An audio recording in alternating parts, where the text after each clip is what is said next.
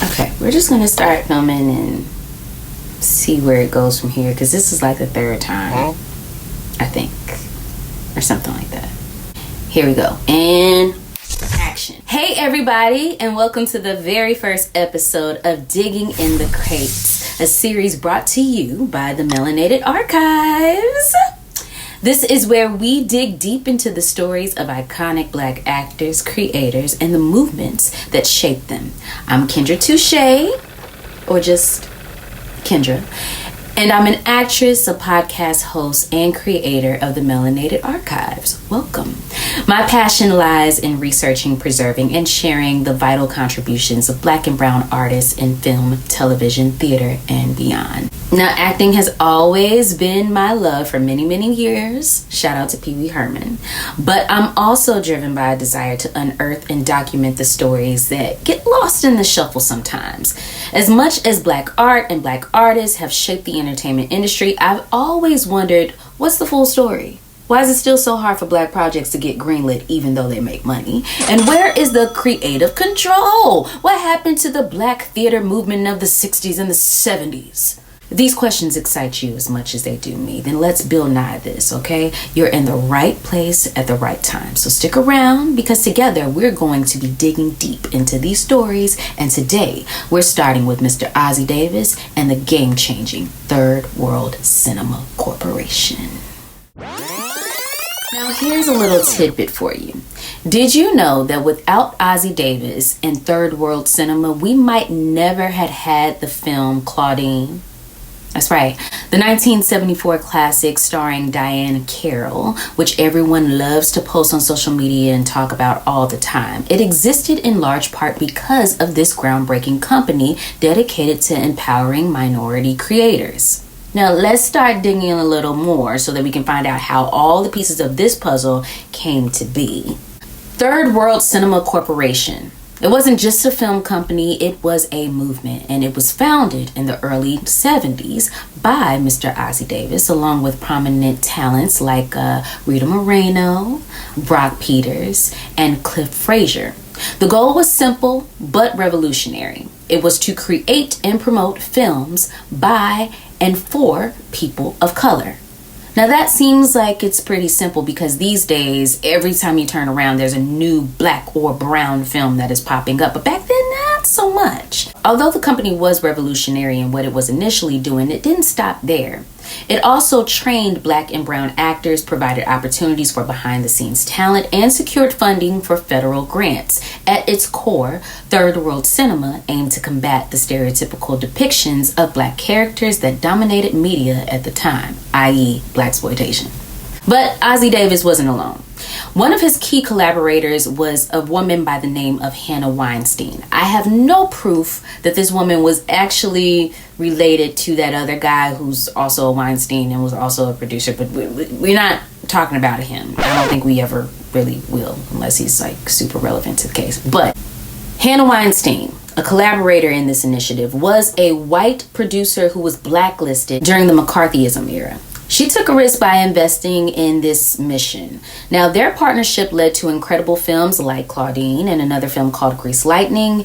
It proved that authentic, minority-led storytelling could, in fact, resonate on a massive scale. Once again, something that we already know, but apparently people need more backing on that. Anyways.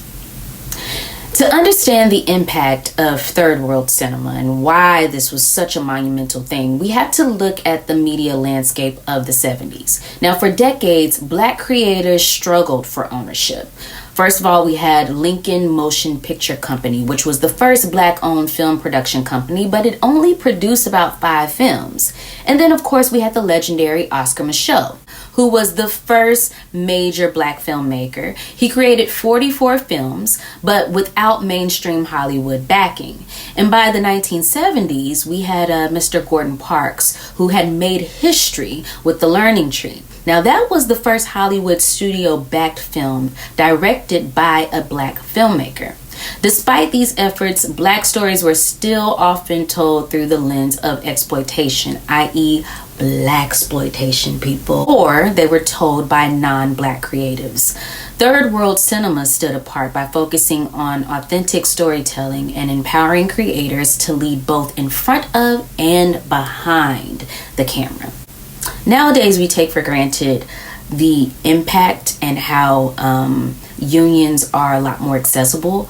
But back in these times, in the 70s and in the 60s and in the 50s, it was very, very hard to get into any kind of union as a creative, especially a Black creative. If you were a cameraman, editor, if you did anything with props or so on and so forth, you weren't really being taken seriously. So it was a huge deal that a company would not only hire you to work on their films, but they would actually continue the process of training you to make sure that you could work on bigger films, other films, collaborate with other types of productions. And that's exactly what third world cinema did. It was really the equivalent of, I guess, how we would look at somebody like Berry Gordy and what he did with Motown, how he shaped his artists and he train them and they had to go through all these different schools. It was kind of like that kind of mentorship or tutelage. Third world cinema stood apart by focusing on authentic storytelling and empowering creators to lead both in front of and behind the camera.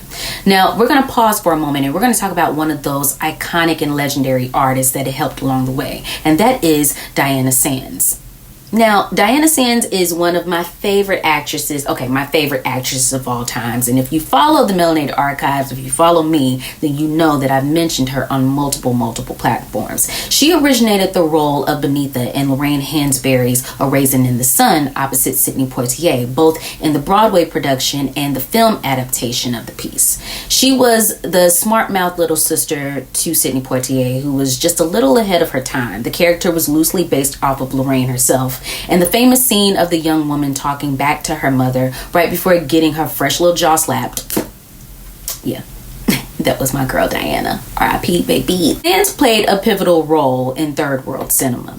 She even helped launch the company. Sands was set to star in a Billie Holiday biopic, one of the company's earliest projects, but unfortunately, it never really came into fruition. Before the world got Diana Ross's portrayal of Lady Day in Lady Sings the Blues, Sands was poised to give what Mr. Ossie Davis called an authentic and nuanced take on Holiday's life. At the very top of this show, I mentioned how Claudine was also a third world cinema production. Well, Diana Sands, who was also best friends with Diane Carroll, was the original Claudine. Yeah. Sands had actually began production in the title role and was working for 1 week before she unfortunately collapsed on set and was later diagnosed with a rare form of cancer, which ultimately claimed her life in 1973.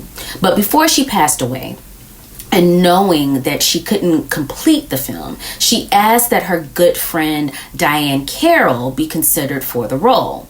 And true to Hollywood fashion, the producers weren't so convinced that such a regal and sophisticated Carol could pull off the role of, just a woman from the hood trying to make it with her kids on welfare. But I'm assuming that since Diana Sands was so heavily involved with the production company itself behind the scenes, she was also able to pull some strings and ultimately help to get her friend cast in the role. The role eventually went to Carol. Sadly, Sands passed away before the movie was completed, and the rest is film history. But that same spirit of generosity, friendship, and paying it forward was a through line that was a core value shaped by the founding members of third world cinema.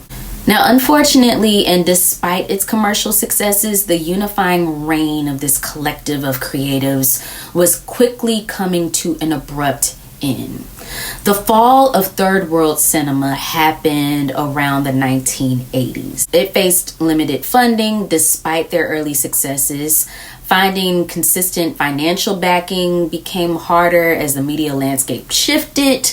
marketing changes. As mainstream companies began to include more Black content, it drew away advertisers and funding that might have gone to minority owned outlets, because now it was so accessible and everybody was making the same kind of contents. The gains of the civil rights movement led some to believe that separate Black media was less critical, which ultimately hurt support. Unfortunately, without sufficient resources, third world cinema couldn't sustain its momentum. And by the end of the decade, the company had folded. Why is this story so important? Why does it even matter? Well, as a former theater major turned media enthusiast, shout out to Clark Atlanta University and all my HBCUs, woot woot, I've always been fascinated by the stories of Black creators who fought against systematic barriers. Third world cinema represents a version of the future that I dream of, where Black creatives own our own narratives and shape, not help to, but actually shape an industry that where we can work on our own terms. This story isn't just history, it's a reminder of the work that's still left for us to do. And it's about honoring those who came before us and carrying their mission forward.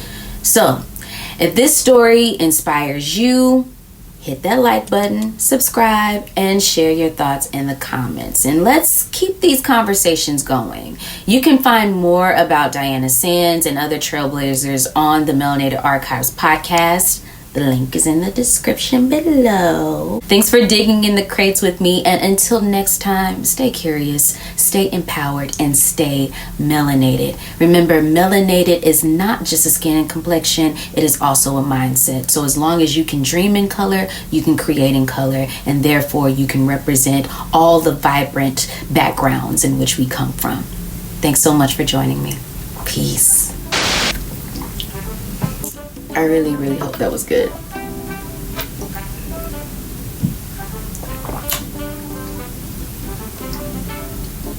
I hope that was a good take. Multiple takes. I hope I don't have to do it over again.